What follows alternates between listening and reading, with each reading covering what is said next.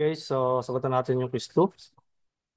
So first problem. So a Longshan compound generator delivers 100 amperes at 250 volts. The armature shunt and series resistances are 0.02, 50, and 0.05 ohm respectively. If the HP rating of the driving engine is 40, so determine the friction and iron losses of this machine. Okay, so itong HP rating of the driving engine, ito yung magiging power input natin. Okay, so Longshan. So, drawing natin para mas ma-visualize natin yung circuit.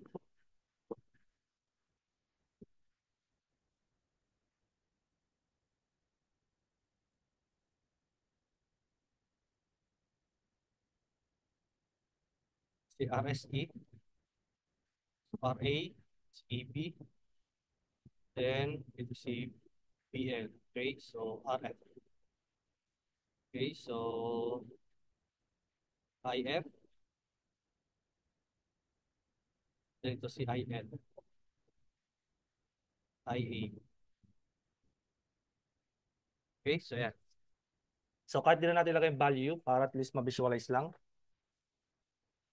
Okay, so from this, meron tayong output o load current tsaka yung voltage. So, pwede natin makompute yung power output. So, we have 100 amperes so times 250 volts. We have 25,000. So, next. So, kunin natin yung magiging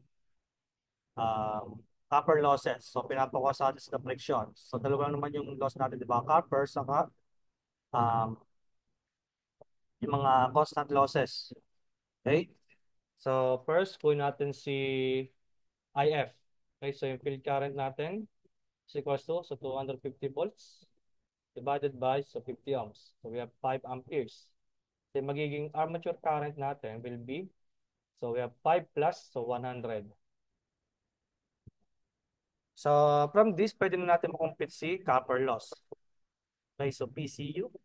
So, yung copper loss, yung mga nasa loss natin to sa mga resistances. Okay, so first, dito muna sa armature sa series field. So, we have IA. So, we have by formula I square R. So, diretso ko na. So, armature current natin. So, we have 105. So, square, multiply by, so anong resistance natin? So, yung armature sa series. Sa 0.02, saka 0.05. Okay, so plus, yun sa ating field resistance. Okay, so yung current natin sa field, so we have 5. So, 5 square times 50. Okay, so we have 105 squares times so 0.02 plus 0.05. So, plus 5 square, so multiply by 50. So, 2021.75. 2021.75 watts. Okay? So may PCU na tayo. So pwede natin makompute si P stray o yung friction and iron loss, yung mga constant loss natin. So yung power input natin is simply equals to output plus yung mga losses natin. So PCU, sa copper loss to, saka yung P stray. O yung mechanical o yung friction and windage loss natin. Okay, so kailangan natin dito is yung ating P stray. So P trace equals to, so power input, so again 40 HP siya. So 40 para maging watts, so times 746. So lipat ko yung output, so minus, lipat sa kabila, so magiging negative, di ba? So we have 100, so multiply by 250. Okay, minus PCU, so 2021.75. So yung magiging friction and windage loss natin o is 3. So we have 40 times 746, so minus yung output. So 100 times 250. So minus yung 2021. Okay, so we have 2,818.25 watts. Ito yung magiging final answer natin. Okay? So next. So a separate excited DC generator has the following data. Okay, so separate excited, the maritime field, then yung kanyang battery. Then, nandito yung ating uh, armature resistance. So, given yung core and iron loss, voltage across the field is 230 volts. Okay, so 230 volts dito. Okay, so calculate the armature current at which the generator delivers maximum efficiency. Okay, again, at maximum efficiency, yung ating variable loss is equals to constant loss. So, again, yung ating variable loss is yung sa armature. So, constant loss natin is yung P stray plus yung sa field. Okay? So, given naman yung sa stray, so 960. So, yung sa field ang wala tayo. Okay? So, from this, so ano lang naman siya, separately excited. So, 230 volts, yung field resistance natin is 110 ohms. Okay, so from this, pwede natin makumpit yung field, uh, yung power loss natin dito sa field. Okay, so by simply V square over R. Okay, so given naman din yung RA, 0.04. Okay, so we have IA is equals to, so we have square root of, so P straight, so plus PF over RA. Okay, so substitute. So P straight natin, so 960 watts. Plus yung ating power loss sa field. So by formula, P square over R, 230 square over 110. Okay, so all over 0.04. Okay, so yung magiging armature current natin at maximum efficiency is equals to square root of, so 960. So plus 230 all over 110 square. Sorry, ang may square pala is yung 230 lang. All over 0.04. So we have 189.7965. Okay? 189.7965 amperes. Okay, so ito yung magiging final answer natin. Okay? Next. So, along shunt compound generator supplies 22 kilowatts at terminal voltage of 220 volts. Okay? So, i-copy ko lang itong isa. Okay, para ma-visualize natin. Long shunt pa din naman. Ayan. So, 22 kilowatts at terminal voltage of 220. So, the resistance of the armature, the shunt field and series field are respectively 0.05 ohm, 110.06. If the overall efficiency is 88%, find the iron and friction losses. Okay? So, may efficiency tayo. So, ibig sabihin, pwede natin makumpit yung input. So, dito naman given yung output. So, kailangan na lang natin is yung copper. Okay? So, pinapako sa atin is yung constant loss, yung iron and friction loss, o yung stray losses natin.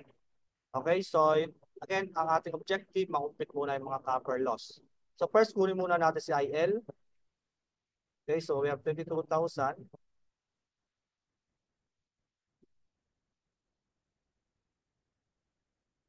Divided by the terminal voltage of 22 at 220. Okay, so from this, so cancel 220 to 1, so 100 amperes. Okay, so ano yung maging value of IF? So 220 divide 110, we have 2 amperes. Okay, so pwede natin makupit si armature current. So 100 plus 2, so we have 102 amperes. Okay, so from this, pwede natin directly makupit si copper loss. Okay, so sa armature, saka sa series field. Okay, so we have IA square, so we have 102 square multiplied by the series connection. So we have 0.05 plus 0.06. Okay, para sa armature sa series field. Then next, yung para naman sa field. So we have 2 square times 110. Ito yung magiging PCU natin. So we have 102 square, so multiply by, so 0.05 plus 0.06. So plus, so 2 square, so multiply by 110. So 1584.44. Yeah, so may PCU na tayo. So from this, pwede natin makompute si friction and iron loss. So we have again, power input is equals to power output plus PCU, saka yung stray losses natin. Okay? So P stray yung pinapakuha. So power input, again, pwede natin makompute siya by using the efficiency. The 22,000 divided by the efficiency of 0.88. Okay? So minus yung power output. So 22,000. Then minus natin yung PCU. So we have 1584.44. Okay? So yung magiging mechanical losses natin, friction and iron loss. So 22K divided by 0.88. So minus, so 22,000. So minus yung nakupit natin. Okay? Kaya sagot natin is 1415.56. So 1415.56 watts. Ito yung magiging final answer natin. Okay? Next. So Longshan. Longshan pa din. So copy ko lang. Okay, so at para at least meron tayong guide, di ba? So supplies 100 amperes at a terminal voltage of 250 volts. The resistance of the armature, shunt field, and series field are respectively 0.02, 15.05 ohm. So the HP of the driving engine is 38. Calculate the straight power loss. So PST ulit. So given na tayo ng input, output natin. So given na yung current saka yung terminal voltage, PCU na yung kailangan natin. Okay? So from this, kunin muna natin yung field current. So we have 250 volts divided by 250 ohms. Okay? Yung ating field resistance. So we have 5 amperes. So para makompute yung armature current, so i-add lang natin yung load current saka field current. So 100 plus 5, so we have 105 amperes. Okay? So from this, we can calculate for PCU. So we have IA, so 105 squared times the combination of armature resistance and series field resistance. So we have 0.02 plus 0.05. Okay? Plus, is sa field naman. So we have 5 squared multiplied by 50. So PCU is equals to, we have 105 squared, so multiply by 0.02 plus 0.05. So plus, so 5 squared, so multiply by 50. Okay, so we have 2021.75.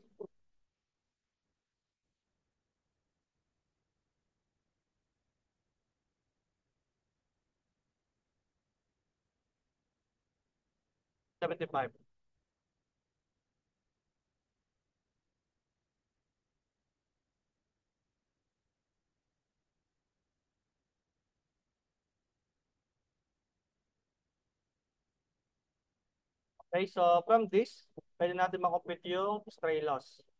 Okay, power input, so 38. So multiply lang natin ng 746. So minus yung output, so 100. So multiply by 250. So minus 2021.75. Okay, so stray loss o yung ating mechanical loss. So 38 times 746 para maging watts. So minus, so 100 times 250. So minus 2021.75. Okay, so from this we have 1326.25 watts. Ito yung magiging final answer natin. Okay? So next.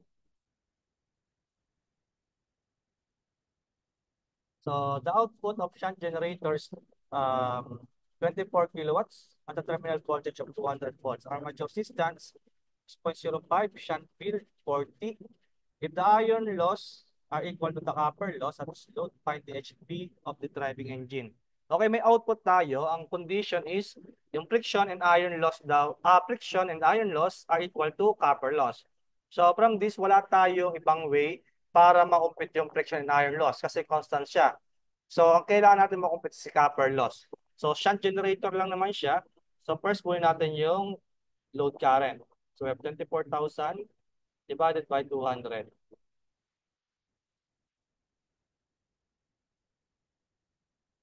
is 120 amperes. Okay, so magiging field current natin, so we have 200 volts divided by 40.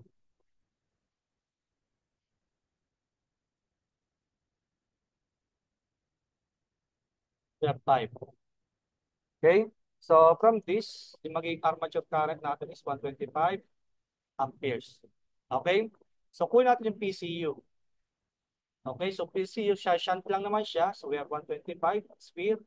That's the armature resistance, 0.05, plus yung sa field, the 5 sphere times the resistance, 40. So 125 sphere, so multiply by 0.05. So plus 5 sphere, so multiply by 40. Okay, so we have 1781.25.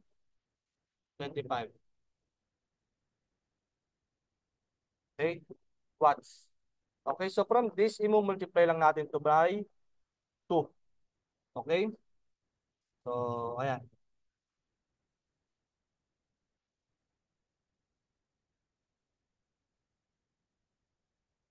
So, kunin natin HP ng driving engine. So, meron naman tayong output. So, power input, 24,000 plus. So, PCU natin. So, we have 1781.25. So, no, ang power loss natin sa iron friction loss. So, times 2 lang dapat, di ba? Silagay ko na lang. So, plus. So, 1781.25 pa din. So, power input will be equal to, so, 24,000. So, plus. So, 1781.25. So, plus 1781.25. Okay, convert na natin sa HP. So, divide na lang natin ng 746. So, we have 36.9471. So, 36.9471 HP. So, ito yung magiging final answer natin. Okay? So, next.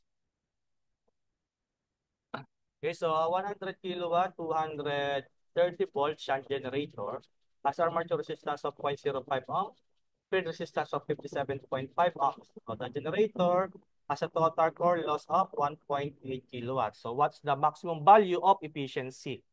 Okay? So maximum value of efficiency pinapahanap sa atin. So from this, again, yung condition natin sa maximum efficiency. So IA square RA is equals to same core loss o yung stray loss plus IF square RF. Okay? So, kunin muna natin yung line current. Okay, so 100 kilowatts. So, divided by 230 volts.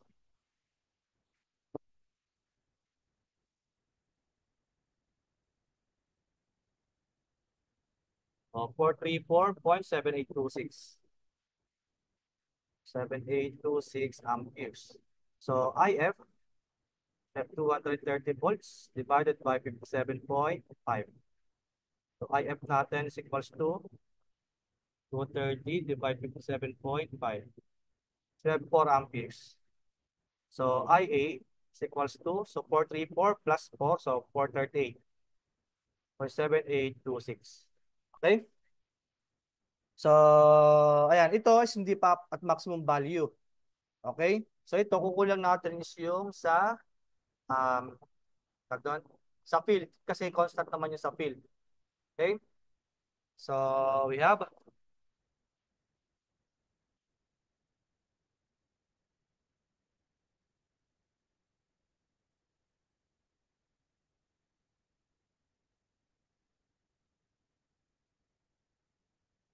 IA at maximum is equals to the square root of PST. So, 1,800. So, plus IF, 4 square plus RF. So, 7.5. So, divided by RA. So, 0.05. Okay, so itong IA ang gagamitin natin sa pag-compute ng um, efficiency at maximum value. Okay, so we have square root of 1,800 plus the 4 square so times 57.5 over 0.05. Okay, so we have 233.2381. 0.2381. Okay, so may IA na tayo. So, ibig sabihin, pwede na natin makompute yung IL. Okay, IL at maximum value. Okay, yung IF naman, so automatic constant siya. So 4 pa din siya. So para makompute si IL, i-minus natin yung 4. So we have 229.2381. Okay, amperes. So para makompute yung maximum efficiency, okay, maximum. So yung magiging power output natin, itong IL ang gagamitin natin. So we have 229.2381 so times the terminal voltage of 230. Okay, output yan over output ulit 229.2381 times 230. Okay, plus kasi input yung denominator, so kailangan natin ilagay mga losses. So meron tayo 1,800 para sa mechanical loss. Then ilagay natin sa um, copper loss. Okay? So we have force field para sa field. So times 57.5. So plus sa IR resistance naman. Okay, so we have 229.2381. Sorry, armature dapat.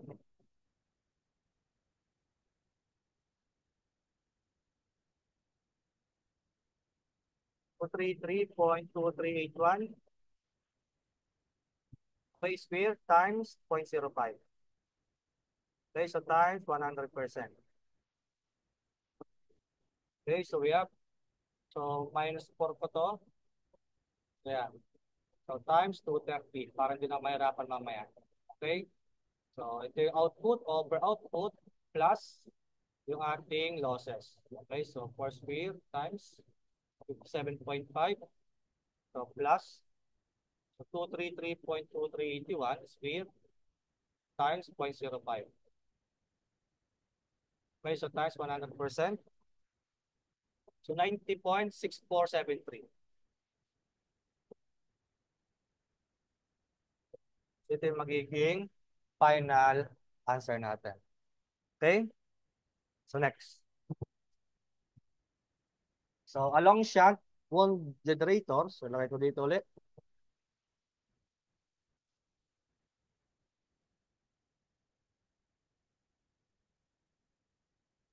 Okay, so gives 240 volts at full load of 100 amperes. The resistances of various winding of the machine are armature, including brush contact of 0.1 ohm, series field of 0.02, shunt field of 100 ohms. So the iron loss at full loads 1,000 watts. Windage and friction loss total of 500 watts. So calculate the efficiency at half load. Okay, half load, so ibig sabihin yung ating load current, i-divide natin ng 2. Okay? Kaya mangyayari dito, so yung load current natin at half load, so 50. Okay? So 50 na siya. So ibig sabihin, so sige, kunin muna natin yung field. We have 240 volts divided by, so ano yung ating shunt field? So 100. So we have 2.4. Ibig sabihin, yung armature current natin at top load is equals to, so 52.4 amperes. Ayan. So ito yung current na gagamitin natin. Okay? So, efficiency pinapakuha at top load. So yung output, so we have 240 volts. Okay? So multiply by half load. Okay? So we have 50. All over. So we have 240 times 50 plus yung mga constant loss. So 1,000 plus 500. Yung constant loss. So plus copper losses tayo. Sa armature muna. So 52.4 square times the series combination. Okay, nung armature tsaka series field. So we have 0.1 plus 0.02. Okay, so plus sa field. So field natin is 2.4 square multiplied by the armature resistance. So 100. So times 100%. So from this, so 240 times 50 all over. So 240 times 50. So plus so 1,000 plus 500 plus so 52.4 square. So multiply by 0.1 plus 0.02. So plus 2.4 square. So multiply by 100. Okay, so times 100. So that's 83.30. Okay, 16%. Okay, so ito yung magiging efficiency natin at half load. Okay, next. Okay, so a 5.5 kilowatt, 220 volt shunt generator has a field resistance of 140 ohms, armature resistance of 0.5 ohm, and stray power loss of 95 watts at rated condition. So find the rated load, find at rated load the voltage regulation. Okay, so voltage regulation, okay, so wala tayong condition tayo dito na no-load sa full load. So ang ating uh, i-compare is yung kanyang um, generated voltage tsaka yung kanyang terminal voltage. Okay, so by formula, so we have generated minus terminal over terminal. Okay? So ang ating objective lang dito, makompute yung generated voltage. Okay, kasi meron na tayo terminal voltage of 220 volts. Okay? So from this, kunin muna natin si IL. So 5,500 divided by 220.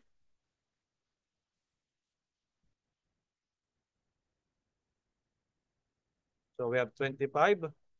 So IF, so 220 divided by 140.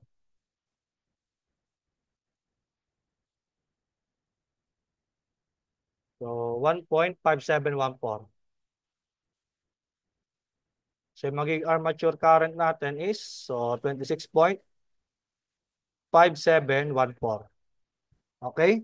So by formula, so EG is equals to terminal voltage plus so IA, so 26.5714 multiplied by the armature resistance of 0.5.